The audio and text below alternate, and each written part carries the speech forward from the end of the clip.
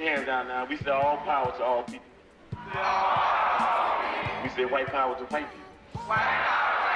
Brown power to brown people. Yellow power to yellow people. Black power to black people. Yo, what's up? It's your boy Big Esco. Welcome to a new episode of Watching While Black. On this episode, we're going to get into Judas and the Messiah. But first, make sure you hit subscribe. Make sure you like. Make sure you comment. Make sure you share. Let me know what you're watching. Let me know what I should be watching. But without any further ado, let's get into it. All right? Now, Judas and the Messiah. It's a story about Fred Hampton and William O'Neill. Now, I want to let y'all know this is not a Fred Hampton biopic. I repeat, this is not a Fred Hampton biopic. It's directed by Shaka King, and I actually watched him on The Breakfast Club, and he made a good point. You know, this is Hollywood's first time ever really getting Fred Hampton as the star. And Hollywood, let's keep it real, not really the most radical, black-friendly place, but it's just good that we're getting the story out there and we're introducing this character to the world and putting him on this pedestal like we should be. Now, Fred Hampton is played by the amazing Daniel Kaluuya. I hope I said that right, brother. Hope I didn't jack up your name. Daniel's been killing it. You know, Get Out, of course. Whole bunch of stuff. Who else we got in this? We got Jesse Plemons, who plays the FBI agent. He plays a crazy white man really well. I'm watching you, Jesse. Okay, next, who else we got in this? We got my girl, and I don't want to mess her name up. We got Dominique Fishback. Where did I get Deborah from? I don't know. Deborah Cox, maybe. Dominique Fishback. She plays Deborah Johnson, who is the love interest and the baby mama of Fred Hampton, who would later have Fred Hampton Jr. Shout out to Lil Chairman out in Chicago. And then, of course, we got Lakeith Stanfield playing William O'Neill, who is the FBI informant. Now, before I kind of give you all what I think, and I want to get into some real Fred Hampton clips, let me just say, if a 5 out of 5 is Malcolm X, I'm going to give this one 4 Black Fist, okay? Now, it's shot beautifully. I'm not really feeling the story around, you know, the informant, but, you know, that story must be told. You know, we can't be apolitical as black people. I think that we do need to have some draw a line in the sand. We got to be on one side of the fence. You know what I'm saying? When we're not on the fence, we can get fooled and we could be made into fools. And that's basically what happened here. Now, I think that the movie was, like I said, shot beautifully. Cinematography is off the charts, you know. But I'm ready for the real Fred Hampton story to be told. And hopefully this will just be the first step. And maybe we might get a limited series or something like that. Now, something that is lost in the movie to me is Fred Hampton was only 21 years old. And when William O'Neill was recruited, he was only 19 years old. In the movie, they show William O'Neill some interviews that he did. These interviews are from the Eyes on the Prize 2 documentary that was shown on PBS. Now, I want to kind of get into the documentary and talk about some of these clips because I want to make sure y'all see the real Fred Hampton and the real William O'Neill so you could go do your own research and start taking a look at that history for yourself. So, let's get into a clip right now. We always say at the Black Panther Party that they can do anything they want to us. We might not be back. I might be in jail. I might be anywhere. But when I leave, you can remember I said with the last words on my lips that I am a revolutionary. And you're going to have to keep on saying that. You're going to have to say that I am a proletarian. I am the people. I'm not the pig. You've got to make a distinction. And the people are going to have to attack the pigs. The people are going to have to stand up against the pigs.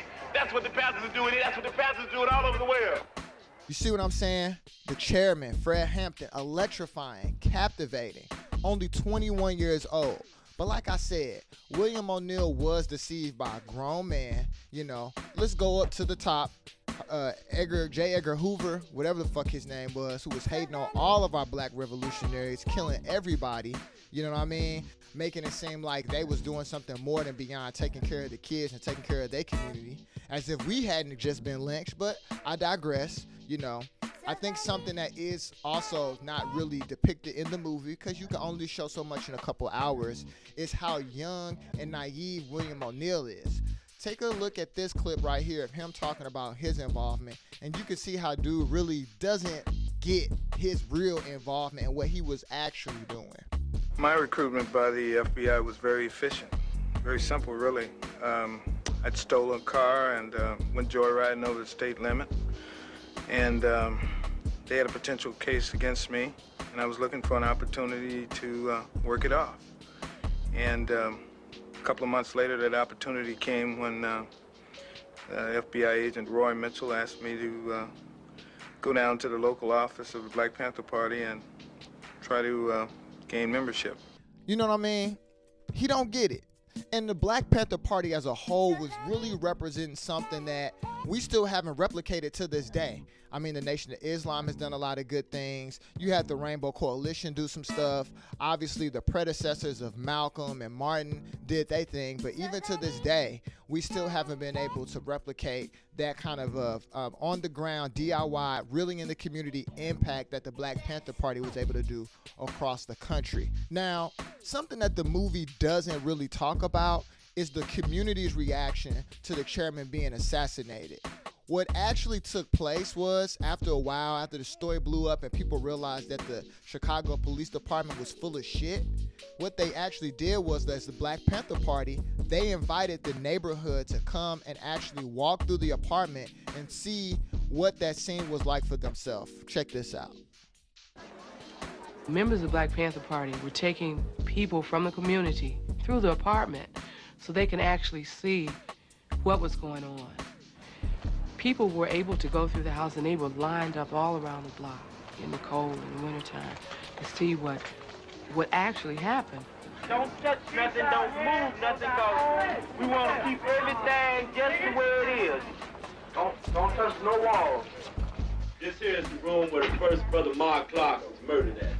Even if they want to take somebody to jail, it would be a simple matter of just shooting some tear gas in here to draw everybody out. Right on. This is where our chairman had his brains blown out, and he lay in his bed, sleeping till 4:30 in the morning. I think that the police waited till the 17th of December to actually seal that apartment, so it was open for almost 2 weeks. And we spent a better part of those 2 weeks getting that evidence out of there. And so we would be talking to people when they went through, and so while we were working, there'd be people walking through constantly. And I'll never forget, I don't know what day it was or what, but I just remember some older black woman coming through there, shaking her head and going, "It's nothing but a northern..." So, like I said, man, Judas and the Messiah, if you want to get into Fred Hampton, this is just step one. You know, obviously, you should go do some reading. You should go check out some documentaries for yourself. But like I said, this is just my opinion. I hope you go out and check it out. I want to thank Shaka King and everybody involved for even putting this out. The soundtrack is pretty fire, too. Now, I'm not going to get all political and get into capitalism versus socialism and Marxism and all that stuff. That might not be for Watching While Black. We might have to take that off the screen, you know what I mean? But I do want to end on a good clip of the brothers from the Black Panther Party and Fred Hampton. Appreciate all their hard work. Like I said, this is Watching While Black. I'm Big Esco. Educate self, cultivate others. Peace. People learn by example. I don't think anybody has an argument with that. I think that when Huey P. Newton said that people learn basically by observation and participation, I think that everybody caught on to that.